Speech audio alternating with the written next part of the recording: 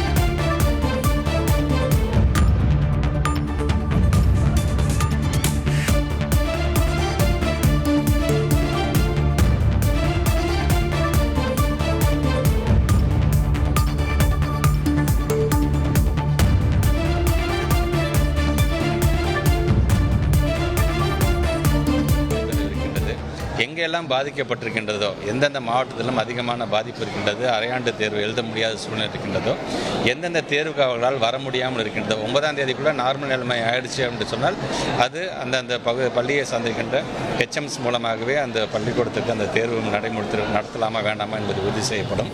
அப்படி நடத்த முடியல, இன்னமும் தண்ணி தேங்கி இருக்கின்றது, உள்ளே உட்காந்து எக்ஸாம் எழுதுகிற அளவுக்கு வசதி இல்லாமல் இருக்கின்றது என்று சொன்னால் உடனடியாக லோக்கல் பாடியின் மூலமாக அதை சரி செய்கின்ற பணியில் ஈடுபடுத்திக் கொள்ள வேண்டும் என்று சொல்லியிருக்கிறோம். ஒரு எக்ஸாமோ 2 எக்ஸாமோ எழுத முடியாமல் போனது என்று சொன்னால் அதுவும் சேர்த்து ஜனவரி மாதம் ஃபஸ்ட்டு வீக்கில் எதெல்லாம் விடுபட்டு போன ப்ராக்டிக்கல் எக்ஸாமாக இருந்தாலும் சரி, விடுபட்டு போன தியரட்டிக்கல் எக்ஸாமாக இருந்தாலும் சரி, அது ஜனவரி மாதம் நடத்தப்படும். ஏனென்றால் எங்களை பொறுத்த வரைக்கும் மாணவர்களுடைய சேஃப்டி தான் ஃபஸ்ட்டு ப்ரிஃபரன்ஸ் கொடுக்க வேண்டும் என்று சொல்லியிருக்கிறோம். அது அந்த வகையில் நான் ஏற்கனவே சொன்ன மாதிரி இந்த 17 பாயிண்ட்ஸ் நாங்கள் என்னென்ன டிஸ்கஸ் பண்ணியிருக்கோமோ அது அனைத்துமே பார்த்திங்கன்னா மாணவர்களுடைய சேஃப்டி சார்ந்திருக்கின்ற பாயிண்ட்ஸாக நாங்கள் டிஸ்கஸ் பண்ணியிருக்கிறோம். அதனால் கவலைப்பட தேவையில்லை, அது முறையாக அது நடைபெறும்.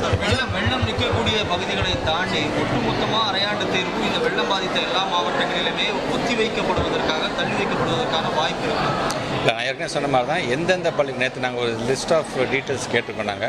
எந்தெந்த மாவட்டத்தில் எந்தெந்த பள்ளிக்கூடத்தில் தண்ணி இன்னும் தேங்கிய பாடு இருக்கின்றது, தேங்கிய பிறகும் இபி இஷ்யூஸ் ஏதாச்சும் இருக்கின்றதா, இல்லை உள்ளே நுழைய முடியாதபடி ஏதாச்சும் இஷ்யூஸ் இருக்கிறதா எனக்குன்ற ஒரு கணக்கெடுக்க சொல்லியிருக்கோங்க.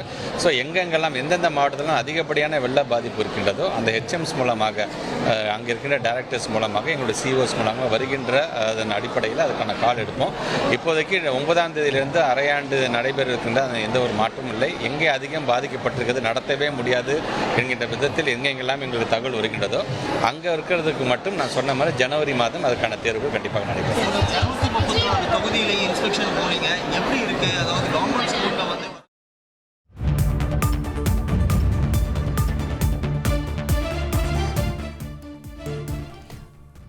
மழையால் பாதித்த மாவட்டங்களில் இருக்கின்ற பள்ளிகளுக்கு ஜனவரியில் அரையாண்டு தேர்வு நடத்த திட்டம் இருப்பதாக அமைச்சர் தெரிவித்திருந்தார். அந்த காட்சிகளை பார்த்துக் கொண்டிருக்கிறோம். உங்கள் தந்திவன் தொலைக்காட்சியில் தெனாலிராமன் தினமும் மாலை 6 மணிக்கு காணத் தவறாதீர்கள்.